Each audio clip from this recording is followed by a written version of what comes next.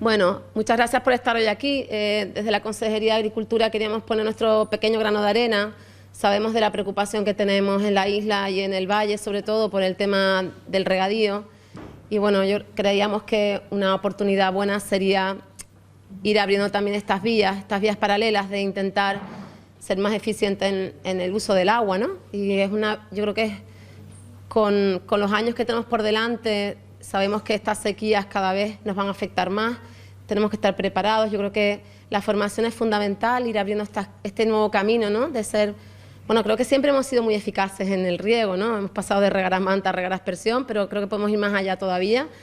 Bueno, este curso lo hemos organizado a través del ICIA. Como saben, el ICIA es nuestro Instituto de Investigaciones Agrarias. Yo creo que tenemos que aprovecharnos de esa herramienta que tenemos para hacer formación específica para el sector y para también que el sector le diga al IAC cuáles son sus preocupaciones para esas nuevas líneas de investigación que ya hemos planteado en los CAIA del año que viene, plantear una línea de investigación con respecto a este tema, ¿no? El uso eficiente del regadío en plataneras. Es una cuestión que vamos a plantear para poder hacerlo el año que viene. Nos acompañan, tenemos que dar las gracias al Cabildo de Tenerife porque nos ha cedido unos técnicos del Cabildo de Tenerife para que nos puedan también dar su opinión y un poco el ejemplo de lo que se está haciendo en Tenerife. Nos acompañan Carlos Álvarez Acosta, que es nuestro investigador del ICIA, Clemente Méndez Hernández, que es especialista en cultivos tropicales del Cabildo Insular de Tenerife, y Osvaldo Renz, que también es ingeniero agrónomo del Servicio Técnico de Agricultura y Desarrollo Rural del Cabildo de Tenerife. Nos van a dar 3 ponencias. Yo creo que puede ser muy interesante y puede ser una primera toma de contacto para seguir trabajando en este sentido. Yo quería aprovechar también para comentar un par de cosillas que creo que nos interesan a todos, especialmente al sector platanero, ¿no? Estamos resolviendo todavía las ayudas a las subvenciones a regadíos. Tuvimos un problema en la orden de la convocatoria, estamos resolviendo. La semana que viene probablemente se publique ya la modificación de la convocatoria para hacerla bien y ya podremos resolver en condiciones esas subvenciones de regadíos, como recuerdan, de 8 millones de euros para pozos y desaladoras, ¿no? Nosotros aquí en La Palma, los pozos yo creo que es una ayuda importante y bueno, yo creo que un par de semanas la podremos pagar. Y también estamos trabajando con los históricos. Como saben, el 31 de agosto terminó el plazo para los nuevos históricos del plátano. Estamos trabajando también para llegar en tiempo y forma a las ayudas para que se puedan pagar ahora en diciembre sin problema. Oeste de la isla y por tanto agradecemos al ICIA, al Gobierno de Canarias, estas jornadas, a los técnicos que van a decirnos las ponencias. Cabildo de Tenerife en este caso pues también tienen experiencia, ya tienen más problemas de agua que nosotros durante ya hace bastante tiempo y por lo tanto nos puede contar su experiencia y bueno, yo estoy seguro y hay por ahí algunos estudios, digamos, que por la parte y la vertiente este de la isla pues igual estamos echando mucha agua a los plátanos, se puede echar mucha menos y sin problemas en cuanto al rendimiento de la producción, y ahí están los datos históricos también año a año de la producción platanera en la isla de La Palma y bueno, y ese agua poderla poner en el sistema para las zonas donde haga falta. Yo creo que esa es la filosofía y bueno, todos los temas de eficiencia en el riego son importantes y estamos con esa preocupación también desde el Cabildo de La Palma, desde el Consejo Insular de Agua, para intentar pues reactivar pozos, hacer tranques de galerías, pues todo lo que esté, digamos, en nuestra mano a muy corto plazo, con la intención esa de inyectar la mayor cantidad de agua posible en el sistema para tener pues en esta vertiente oeste de la isla, en el Valle de Ariane, sobre todo pues el agua suficiente para la platanera y para otros cultivos que son importantes en la isla. Por lo tanto, desde el Cabildo el agradecimiento a la Consejería y nada, que sean provechosas, que seguro que lo van a hacer las 3 ponencias de esta tarde. Intervinientes en estas jornadas hídricas y no es otro que Clemente Méndez. Él es especialista en sector primario, desarrollo rural. rural, adscrito al Cabildo de Tenerife, un especialista también, bueno, pues en recursos hídricos también, porque ha vivido toda la experiencia en la isla de Tenerife durante muchos años. Vamos a preguntarle por el motivo de la charla, cuál es el objetivo, lo que él quiere transmitir. Pero primero vamos a saludar. Clemente, buenas tardes y bienvenido. Buenas tardes, Lucio, buenas tardes, La Palma. Cuando empezaron a decrecer el nivel de las galerías y teníamos un problema grave y cómo lo hemos ido solucionando poco a poco. Yo creo que La Palma está como nosotros empezando en 1991, pero todo tiene solución y afortunadamente seguro que tiene solución. Primero nosotros hemos hecho un cambio en el sistema de riego, de regar por aspersión a regar por goteo, bastante importante, y luego eso ha llevado a unos niveles de consumo menores y hemos liberado otras fuentes de agua distintas a las de galería o pozo para poder regar en la isla de Tenerife, llámese aguas regeneradas o aguas depuradas. Todas las semanas sacamos, las 52 semanas del año, una recomendación de riego de platanera a nivel de la isla, porque es el gran consumidor de agua, no por otra cosa.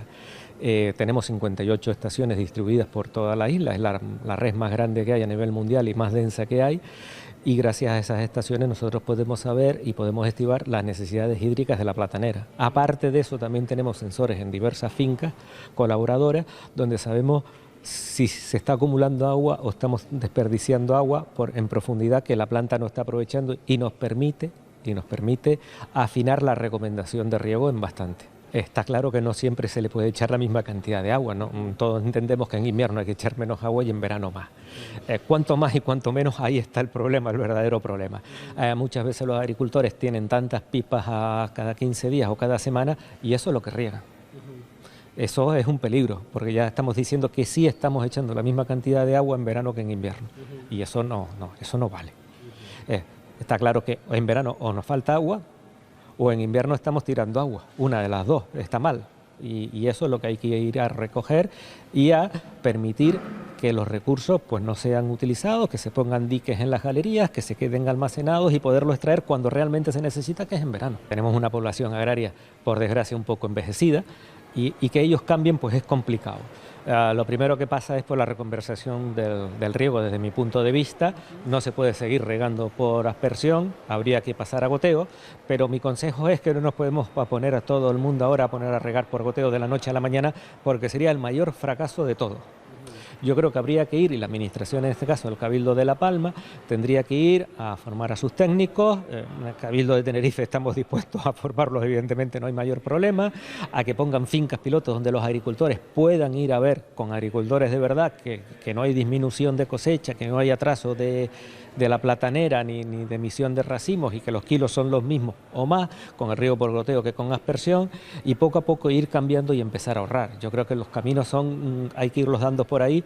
Ya te digo, nosotros empezamos en el año 91, llevamos 28 años de ventaja frente a La Palma, pero tenemos todo el bagaje y se lo podemos explicar y se lo podemos enseñar para que ustedes puedan ir un poquito más deprisa que nosotros, que nos ha costado Dios y horrores llegar hasta donde hemos llegado, te lo puedo asegurar.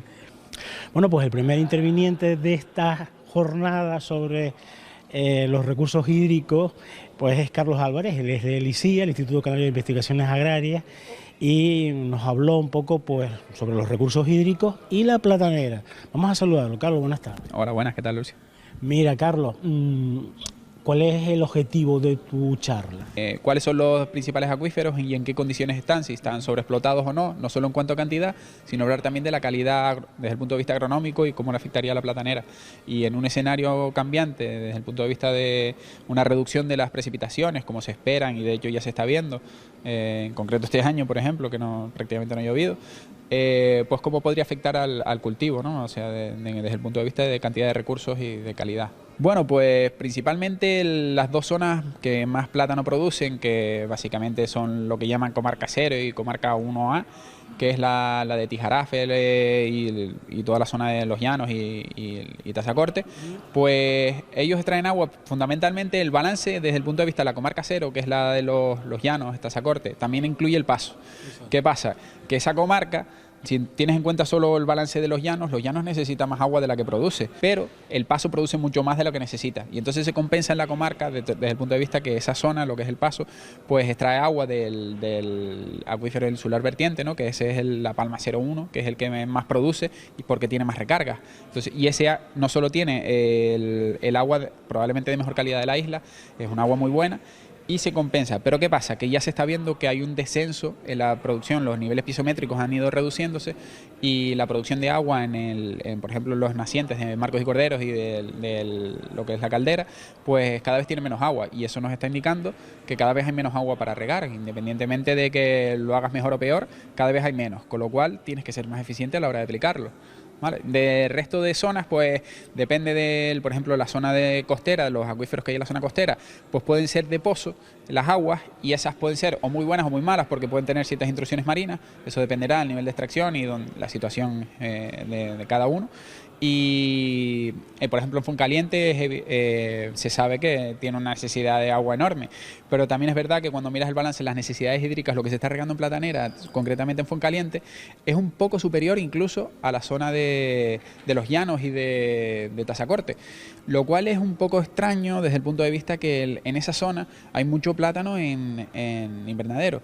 En invernadero el plátano necesita menos agua, se consume aproximadamente un 20% menos. ¿Por qué?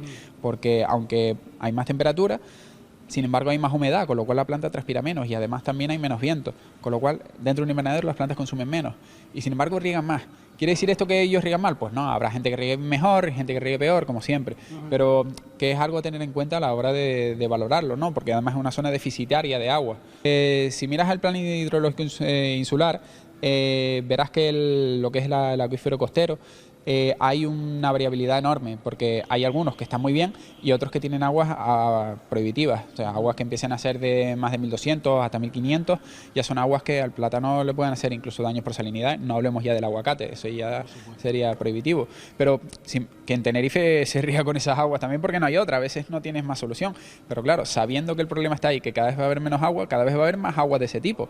En un escenario de cambio climático, el nivel de agua del mar, o sea, el nivel del mar va a subir, con lo cual las intrusiones marinas serán mayores todavía, con lo cual los pozos cada vez serán de peor calidad, ese agua, con lo cual tienes que tener en cuenta, preverlo, desde el punto de vista que tenemos que intentar optimizar el agua que tenemos y si puede ser reducirlo, más la cantidad, lo que estamos utilizando.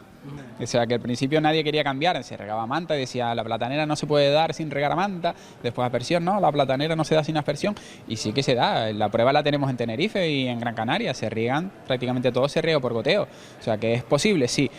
Lo que pasa es que hay una serie de dificultades de pasar un riego a otro. Primero, la cantidad de agua que aplicas cuando usas una aspersión es enorme. Riegas probablemente con más dosis, pero menos veces, menos frecuencia. Un riego por goteo no puedes hacer eso, porque si tú puedes aplicar con un riego por goteo, lo dejas 10 horas ahí regando y echa una cantidad de agua enorme. Pero a la planta le gusta comer todos los días, no un día un montón, incluso encharcado y el resto de días pasando penas.